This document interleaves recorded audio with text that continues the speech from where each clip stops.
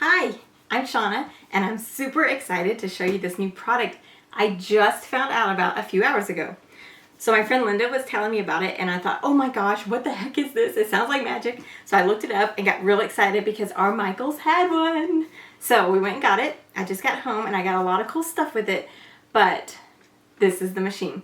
It is called the PrintMaker from We Are Memory Keepers. So let's see what's inside. So excited. I really didn't even know what it was, or even that it existed. Okay, so you open it up, you get the box. There's some instructions to download the app. So I went ahead and downloaded that already, just waiting for that to go on. It comes with some neat instructions, really quick and easy to set up. So let's just see what else is in the box. Oh, here's the little magic piece. It's really tiny, it's got a nice little holder where you can connect the power cord to charge it. It has a lock button so it doesn't come out. So I'm going to unlock it.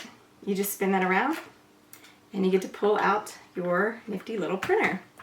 And so I love, this is my favorite part of anything new.